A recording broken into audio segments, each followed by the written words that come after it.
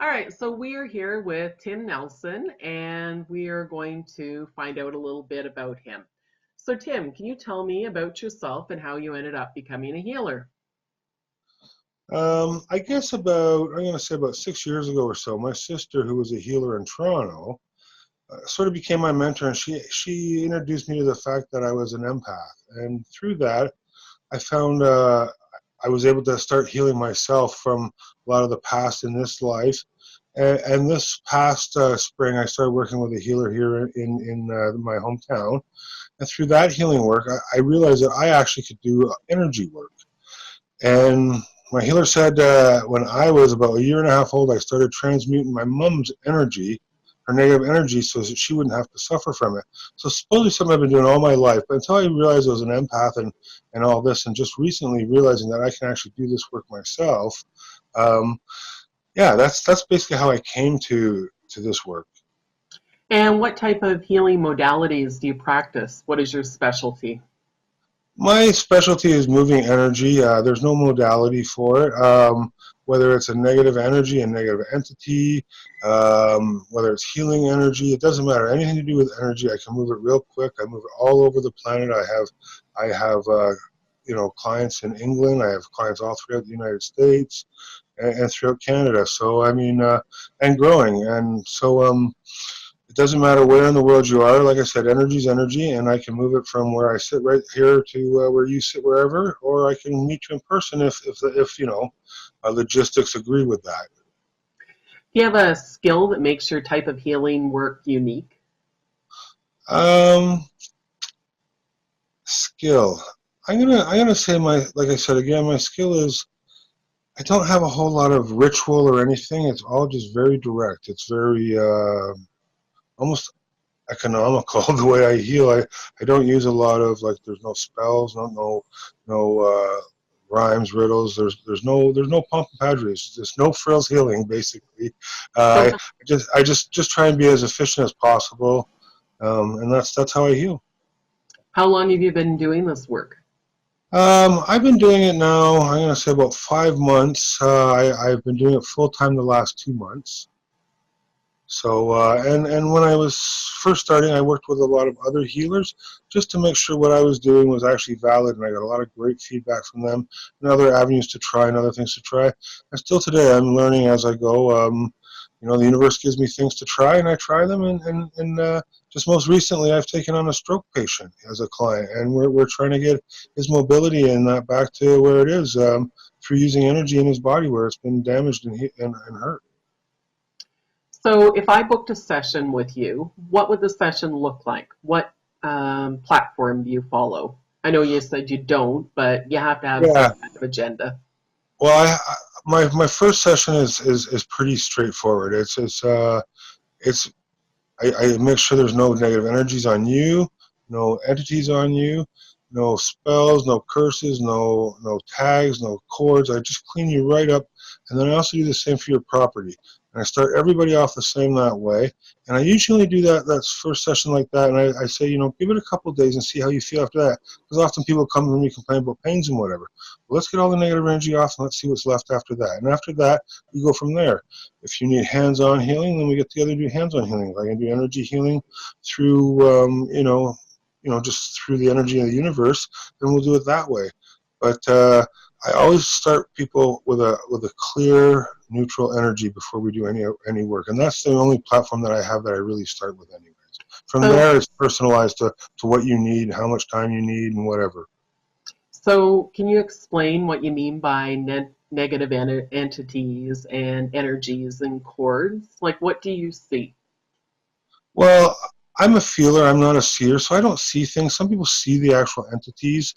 Negative energies, they just come from anybody and everywhere. I mean, there's just energy itself is not negative or positive. It's what we do with it that makes it negative or positive. So when there's negative energy coming off people, sometimes it just sticks to us, and we end up carrying that around.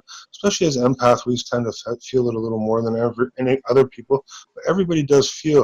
I mean, most of us have that experience. We walk in a room, there's been an argument in the room just before you get there, and you can feel the tension in the room without knowing what happened. You know, so that's the type of energy we get off you, so that energy is nice and clean. Also, when I talk about entities, any of these things are things basically that don't have a soul, that aren't born of this planet, but they still have energy, they still have property, and they can still do damage in this world. They can be anything from little dust bunnies up to poltergeists, but it doesn't matter if we leave them on our bodies or leave them in us too long. They will cause pains and they can cause diseases as well. So, how long does the session take? Like, if I originally booked with you, you talk about cleaning me and my property. Yeah, that again, it depends on how in depth that person needs it. But the average is, I'm going to say, about 40 minutes to an hour. I usually charge $75 for the first session, and then from there I charge $50 for every half hour after that.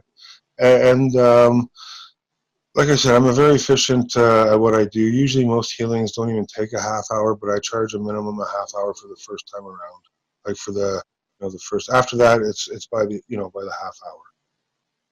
So, you left your other work 2 months ago to become a full time healer. What motivated you to become a full time healer? Well, this past summer I worked with another energy worker, and through that work with him, I could just got right opened up to the spirit guides, and I got opened up to the universe, and I can actually have direct communication with my spirit guides in the universe as it stands today, and I can ask them yes or no questions and get all that. And one day I just got this download saying that we want you as a full-time healer. And to do that, they gave me some criteria. One was to move out of where I was living. The other was to rehome my dog, who's been my best friend for the last 5 years. That was a hard one to swallow, but they knew that I love my dog so much, the love for my dog would interfere for the love of my clients and the people I'm supposed to help. So I found a great home for my dog. It's worked out. I can see my dog when I want to. I get pictures all the time of her. She's taken well care of. So the universe didn't let me down there. And they said, close up my painting business. I had a painting business. I'm not going to say it was, rocking it and I had a six-figure salary, but, I was, surviving, paying the bills with it. It was a decent little business, had a good reputation. And they said, no, close that down. We're going to use you full time now. So, what motivates you in life as well as stepping away from the healing world? Like, what would you like people to know about you? I think I've always been a kind person. I've always sort of rooted for the underdog, always tried to help people out. That's just always been in my nature before I realized I was even an empath and got spiritual. Um, I don't know. I think the other thing I bring to the table is I like to have fun. I like to have fun in my own life. I like to create fun for people around me. Anybody who gets to know me knows I have a great sense of humor. I love dancing. I just love to be a high energy person and share that with the world. I believe in the hometown I'm in. One of the reasons I've been brought here is to help the other light workers in this town to learn to have fun and not just take it all so seriously. It's not all about crystals. It's all about cards. There's places to have a dance and there's places to have fun and play cards or whatever. And I believe that's one of the reasons I've been brought to the community I'm in. So back to the healing world. Can you tell me about a difficult healing situation that you occurred, and how did it affect you, and how did it affect the other person? I think one of the hardest things for me to do with people is I am a psychic as well, a psychic empath, but people want to know stuff in the future, and I find that hard because everybody has timelines. And at any second, you can change your timeline. So I can give you a prediction for the timeline you're on right now. But you walk out the door and you step onto a different timeline by taking a decision or whatever, and then it's not accurate anymore. And I have to explain that to people when they want me to sort of go into the future for them. That it can't be accurate because you have free will, and at any moment you can change your decision of what you were thinking as I'm giving you that. And I think that's the hardest for me is trying to work with people who want futuristic stuff given to them or whatever. It's easier to work in past lives or your past life here because that's already set in stone. It's the unknowns of the future and the different decisions that can be made. There's thousands of different decisions that can be made every day and can change your timeline from moment to moment. Most of us stay on a timeline for a fairly long time before it changes. It's usually something major that changes it. But still, it can be changed at any moment. And that's where it gets hard to be psychic into the future. So what's been your greatest accomplishment as a healer? Tell us a goodwill story. I think the story I like to share with people is a lady in Pennsylvania.